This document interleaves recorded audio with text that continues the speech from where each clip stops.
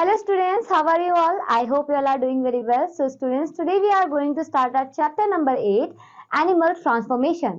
तो बच्चों देखते हैं इसमें हमें आगे क्या क्या पढ़ना है. So in this chapter we will learn about adaptation to environment, adaptation for food, adaptation for protection and extinct and endangered animals. तो चलिए बच्चों शुरू करते हैं. सबसे पहले आपको वार्म अप करना है. इसमें क्या बोला है बच्चों? Match the animals with their habitats. Okay, so आपको इसे मैच करना है. Now let's get started. Similar to plants, animals and adapt themselves to different type of surroundings to survive. Let us learn about the adaptation of different animals. So बच्चों चलिए topic देखते हैं, adaptation to environment. Okay, the natural environment in which an animal lives calls its habitat. अब बच्चों वो natural environment जिसमें कोई animal रहता है उसे क्या बोलते हैं? उसका habitat बोलते हैं. On the basis of habitats, the animals are classified as ahead. First बच्चों आपका है terrestrial animals. Animals that live on land are called terrestrial animals. They spend most of their time on land. The bodies of such animal and their habits are suitable for the life on land. The climatic condition on land are different at different places. It is very cold at mountains and polar regions and hot in deserts. Animals of cold areas have thick fur out their body. Yak, polar bear, etc. are animals that live in cold places. Some animals such as seal, various walrus and penguin are adapted to live in freezing conditions. They have a thick layer of fat called blubber under their skin to keep their body warm. Camel lives in the desert. It has a bump in which it stores the fat. Water is very scarce in the desert. So it lives on the fat stored in the hump and can survive without food and water for many days. तो बच्चों अब हम बात कर रहे हैं यहाँ पे टेरेस्ट्रियल एनिमल्स की. वो एनिमल जो कि लैंड पे रहते हैं उन्हें हम टेरेस्ट्रियल एनिमल्स कहते हैं. बच्चों ये जो एनिमल्स होते हैं ये मोस्ट ऑफ द अपना टाइम जो है लैंड पर गुजारते हैं. इनकी बॉडीज बच्चों इस तरीके से सुटेबल होती है ताकि वो अपनी लैंड पर अपनी लाइफ को क्या कर सके, हैबिट मतलब अच्छे से सरवाइव कर सके. अब बच्चों ये जो एनिमल्स होते हैं ये क्लाइमेट के अकॉर्डिंग अपने आप को पर्टिकुलर रीजन में ढाल लेते हैं. फॉर एग्जांपल आपने बच्चों देखा होगा जो कैमल है, कैमल ने अपने आप को ढाल लिया है उस डेजर्ट के रीजन में रहने के लिए. कैमल क्या करता है, अपने हम्प में फैट को स्टोर करके रखता है और साथ ही बच्चों वो काफी दिन तक बिना पानी पिए और खाना खाए भी रह सकता है. वहीं पर बच्चों कुछ ऐसे एनिमल जैसे सील, वॉलरस, पेंगुइन ये क्या होते हैं बच्चों, ये अडेप्टेड होते हैं फ्रीजिंग कंडीशन में रहने के लिए. इनके बॉडी पर एक थिक लेयर ऑफ फैट होती है जिसे हम ब्लबर कहते हैं, जो कि क्या करती है बच्चों ठंडे मौसम में इनकी बॉडी को वार्म रखती है. अब बच्चों आप यहाँ पे पिक्चर भी देख पा रहे हैं, टाइगर और दूसरा कौन है बच्चों, पोलर बियर. आप नोटिस कर रहे हैं बच्चों इन्होंने अपने आप को ढाल लिया है उस क्लाइमेटिक रीजन में रहने के लिए और अपनी बॉडी को भी. Terrestrial animals have legs to move from one place to another. Some animals do not have legs. They move through muscles and scales on their body. Most of the land animals breathe through lungs. अब बच्चों देखिए जो terrestrial animals होते हैं उनके पास पैर होते हैं एक जगह से दूसरी जगह जाने के लिए. वहीं पर कुछ एनिमल्स ऐसे होते हैं बच्चों जिनके पास लेग नहीं होते तो वो क्या करते हैं अपनी बॉडी का मसल्स का या स्केल्स का यूज करके मूव करते हैं. वहीं पर जो बच्चों जो कुछ एनिमल्स होते हैं जो लैंड पर रहते हैं वो कहां से सांस लेते हैं, वो लंग से ब्रीथ करते हैं. नाउ लेट्स सी बच्चों aquatic animals. Animals that live in water are called aquatic animals. Fishes, turtles, octopus, crabs, seahorse, snail, etc. are some examples of aquatic animals. Most of the aquatic animals breathe through gills, but some aquatic animals breathe through lungs like whale and dolphin. Aquatic animals have suitable limbs to swim in water. These are fins or paddles. Duck have paddles and fish have fins to swim. Ahead are some pictures of aquatic animals. बच्चों aquatic animal क्या होते हैं? Aquatic animal वो animals होते हैं जो कि पानी में रहते हैं. Example fishes, turtle, octopus, crab, sea horse, snail. बच्चों ये सभी क्या है एक्वेटिक एनिमल्स के एग्जाम्पल हैं. जो ज्यादातर एक्वेटिक एनिमल्स होते हैं बच्चों कैसे सांस लेते हैं, वो गिल्स के थ्रू सांस लेते हैं. पर वहीं पर कुछ एक्वेटिक एनिमल्स हैं जो कि लंग्स से सांस लेते हैं. एग्जाम्पल कौन कौन से हैं, वो एग्जाम्पल है डॉल्फिन और व्हेल. एक्वेटिक एनिमल बच्चों जिनको स्विम करना होता है, एग्जाम्पल जैसे कि आप जानते हैं फिशेस के पास क्या होती है फिन, डक्स के पास पैडल्स, क्यों, स्विम करने के लिए.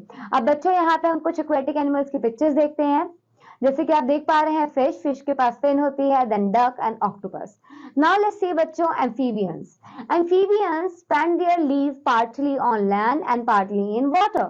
Frogs, toads, newts, salamanders, etc. are amphibians.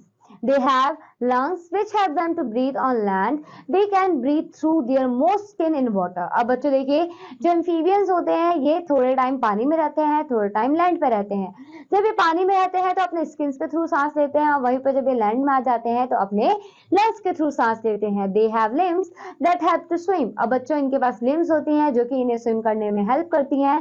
There back legs are stronger to jump on land. They have webbed feet that help them to swim in water. और बच्चों जो इनके पैर होते हैं वो कैसे होते हैं? वेब्ड फीट होती हैं जो कि इन्हें क्या करती हैं? वाटर में स्विम करने में हेल्प करती हैं। एग्जाम्पल के लिए आप देखिए बच्चों फ्रॉग। Now बच्चों let's see arboreal animals. Animals that mostly live on trees are called arboreal animals. Monkey, koala, bear, squirrel, sloth, etc. are example of arboreal animals. They have sharp claws to climb up and down branches of trees. They have strong muscular long tail for holding on to the branches. अब बच्चों देखिए, जैसे कि आप picture देख पा रहे हैं, मंकी, कोला, ऐसे मंकी, कोला, बियर, ये बच्चों कहाँ रहते हैं? ये पेड़ पर रहते हैं। जो एनिमल्स पेड़ पर रहते हैं, पेड़ पर चढ़ पाते हैं, आसानी से उतर पाते हैं, उन्हें हम क्या कहते हैं? एबोरियल एनिमल्स कहते हैं। बच्चों इनके जो क्लॉज होते हैं वो काफी शार्प होते हैं, सो दैट कि ये जल्दी से पेड़ों पे चढ़ पाते हैं और आसानी से ट्री के ब्रांचेस पर भी रह पाते हैं। अब बच्चों ये क्या करते हैं? ट्री के ब्रांचेस पर जब चढ़ते हैं तो उन्हें होल्ड कर पाते हैं, किससे? अपनी क्लॉज की हेल्प से, शार्प क्लॉज की हेल्प से, और अपने स्ट्रॉन्ग मस्कुलर बॉडी की वजह से, और दूसरा अपने लॉन्ग टेल की वजह से भी। Now let's see बच्चों aerial animals. Animals that live mostly in the air and spend a lot of time in the air are called aerial animals. Birds, etc. are aerial animals. They have limbs modified as wings to fly. They have hollow bones that make their body light. The shape of their body is such that they can fly easily in the air. बच्चों अब हम बात कर रहे हैं aerial animals की। Aerial animals वो animals होते हैं जो मोस्ट ऑफ द टाइम अपना एयर में स्पेंड करते हैं। एग्जाम्पल के लिए आप देख सकते हैं बच्चों बर्ड्स, देन बीज, इनकी पिक्चर दी हुई है। तो बच्चों ये जो एनिमल्स होते हैं इनके जो होलो बोन्स होते हैं जो कि इनकी बॉडी क्या करती है? लाइट बना देती है। और इनके बच्चों जो बॉडी का शेप होता है वो भी कुछ इस तरीके से होता है कि जो एयर को क्या कर सकते हैं? pierce कर सकते हैं और आसानी से उड़ सकते हैं। नाउ बच्चों let's see adaptation for food.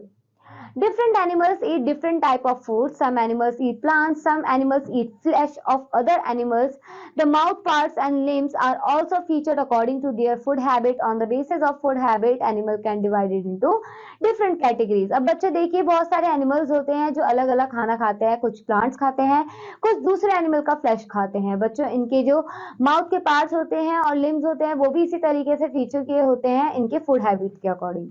Face the facts, the lung fish has both lungs and gills to breathe. बच्चों जो लंग फिश होती है उसके पास लंग भी होते हैं और गिल्स भी होते हैं ब्रीथ करने के लिए। वहीं पर bat is a mammal that can fly. बच्चों जो बैट है वो एक मैमल है और वो क्या कर सकता है? वो फ्लाई कर सकता है। चलिए बच्चों अब हम डिफरेंट टाइप ऑफ एनिमल्स देखते हैं जिनको उनके फूड कैटेगरीज के बेसिस पे डिवाइड करा गया है। फर्स्ट है बच्चों herbivores animals. Plants eating animals are called herbivorous animals. Zebra, cow, buffalo, sheep, horse, etc. are herbivorous animals. Such animals have sharp cutting teeth for biting food and very strong grinding teeth. बच्चों वो animals जो कि plants को खाते हैं वो क्या कहलाते हैं? हार्बीवोरस प्लांट्स एनिमल्स कहलाते हैं। हार्बीवोरस एनिमल्स बच्चों एग्जांपल देखिए zebra, cow, buffalo, sheep, horse, ये सारे के सारे हार्बीवोरस एनिमल्स हैं। यहाँ पे हार्बीवोरस एनिमल्स प्लांट्स को खाते हैं। इनके जो बच्चों ये जो एनिमल्स होते हैं इनके शार्प कटिंग टीथ होती हैं। क्यों? ताकि अपने फूड को अच्छे से बाइट कर पाए। और इनके जो टीथ होते हैं ग्राइंडिंग टीथ बच्चों वो भी काफी हार्ड होते हैं। यहाँ पे आप पिक्चर देख पा रहे हैं बच्चे, काउ का पिक्चर दिया है एंड देन उनके टीथ दिखाए गए हैं कितने ज्यादा स्ट्रॉन्ग है। नेक्स्ट है बच्चों carnivorous animal. Flesh eating animals are called carnivorous animals. Lion, tiger, jackal, lizard etcetera are carnivorous animals. Such animals have sharp tearing teeth for tearing the flesh. They also have sharp claws to catch their prey. अब बच्चों हम बात कर रहे हैं carnivorous animals, वो animals होते हैं जो दूसरे एनिमल का फ्लैश खाते हैं। और बच्चों जैसे कि एग्जांपल देख पा रहे हैं lion, tiger, jackal, lizard etcetera, ये सारे क्या हैं, कार्निवोरस एनिमल्स हैं। बच्चे जो इनकी टीथ होती है काफी शार्प होती है, टीयरिंग टीथ, आपने टीयरिंग टीथ के बारे में पढ़ा है, वो काफी शार्प होती है जो कि फ्लैश को टीयर करने में हेल्प करती है। और साथ ही बच्चे जो इनकी क्लॉज होते हैं वो भी काफी शार्प होते हैं, जिसकी वजह से अपने प्रे को आसानी से कैच कर पाते हैं। नाउ नेक्स्ट है बच्चों omnivorous animals. Animals that eat flesh and plants both are called omnivorous animals. Some omnivorous animals are man, crow, bear, etc. अब बच्चों omnivorous कौन होते हैं, जो कि फ्लैश को भी खाते हैं, प्लांट्स को भी खाते हैं, वो omnivorous होते हैं। एग्जाम्पल के लिए आप देख पा रहे हैं बच्चों man, crow, bear, etc. Okay, now let's see scavengers. Some animals depends on dead animals for their food. These animals are called scavengers. Vulture, hyena, hawk, etc. are vultures. नहीं, etc. are scavengers. अब बच्चों scavengers वो animals होते हैं जो कि dead animals पर based होते हैं अपने फूड के लिए। ठीक है, ये क्या करते हैं, डेड एनिमल्स को खाते हैं। Examples vulture, hyena, hawk. बच्चों आप यहाँ पे vulture का पिक्चर भी देख पा रहे हैं। Now let's see the another topic, that is parasites.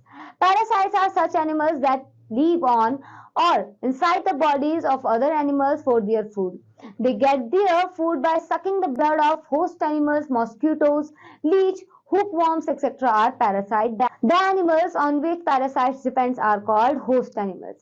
अब बच्चों पैरासाइट एनिमल वो एनिमल्स होते हैं जो कि क्या करते हैं, लीव ऑन और लीव इनसाइड किसके करते हैं, एक बॉडी के अंदर किसी एनिमल के, क्यों, अपने फूड के लिए। वो क्या करते हैं बच्चों, अपने होस्ट एनिमल का ब्लड सक करते हैं और अपना खाना लेते हैं। एग्जाम्पल जैसे कि मॉस्किटो, लीच, हुकवॉर्म्स, ये सारे के सारे पैरासाइट्स हैं। और बच्चे जिस बॉडी पे डिपेंडेंट होते हैं अपने फूड के लिए उसे हम क्या कहते हैं, उसे कहते हैं बच्चों होस्ट एनिमल। ठीक है, एग्जाम्पल देख रहे हैं बच्चों, पिक्चर दी हुई है, ये है leech. So now let's see बच्चों what's to know parasites animal that depend on other animal for survival.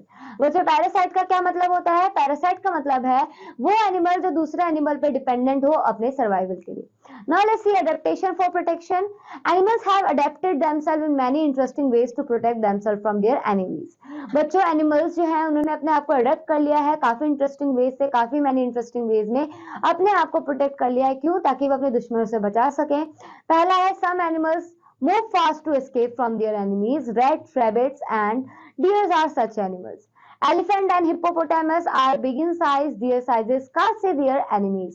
वहीं पर बच्चों जो एलिफेंट और हिप्पोपोटामस होते हैं वो काफी बड़े होते हैं साइज में, जिसकी वजह से उनके जो एनिमीज होते हैं वो क्या हो जाते हैं, डर जाते हैं। Some animals can change their body color according to their surroundings to confuse their enemies. This feature is known as camouflaging. The chameleons can change their color according to their surroundings. अब बच्चे ये जो animals होते हैं next है, ये अपना colour change कर लेते हैं अपनी बॉडी का अकॉर्डिंग टू सराउंडिंग, और क्या करते हैं, अपने एनिमीज को कंफ्यूज करते हैं। साथ ही बच्चों इसका बेस्ट एग्जांपल कौन है, कैमिलियन। बच्चों गिरगिट आपने सुना होगा जो अपना कलर चेंज कर लेता है। Some animals like zebra, arctic fox, polar bears, frog, grasshoppers, tick, insects, etc. can hide themselves because of the color of their skins. वहीं पे बच्चों कुछ एनिमल्स है जैसे stick insects, grasshopper, frogs, polar bears, ये क्या करते हैं, ये अपने आप को छुपा सकते हैं, हाइड कर सकते हैं on the basis of their colour skin. Okay बच्चों, वर्ड्स टू नो बच्चों, स्केयर टू फ्राइटन समबॉडी, यानी किसी से डर जाना। नाउ बच्चों extinct animals, many animals lived years and years ago. Those animals could not change themselves according to the surroundings and hence became extinct.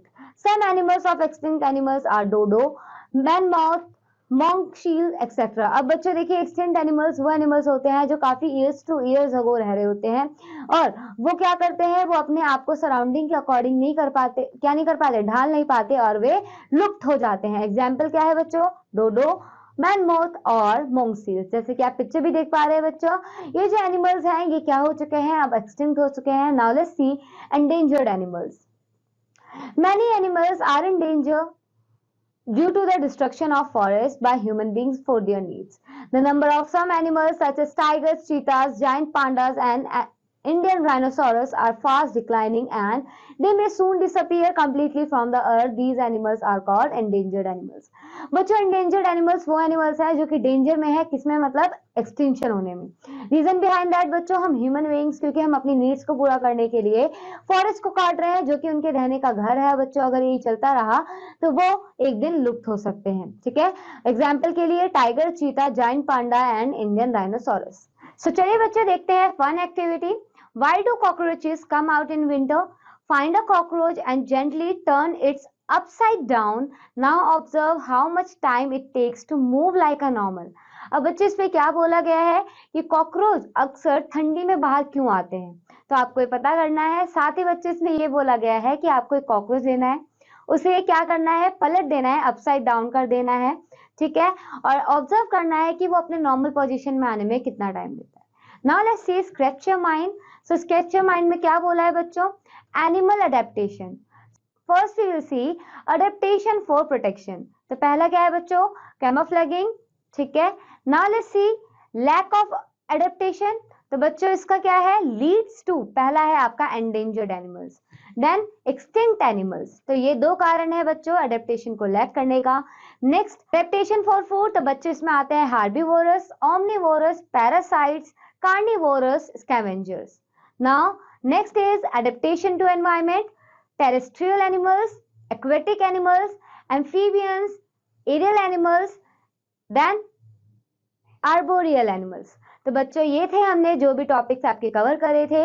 अब आपको क्या करना है, इन चैप्टर को रिवाइज करना है। आपको आई थिंक सारी चीजें टॉपिक क्लियर हो गई होगी। So that's all for this chapter student. That's all for this chapter students. Now I will meet you in the next lecture with a new chapter. Till then keep learning and keep exploring. Bye bye students.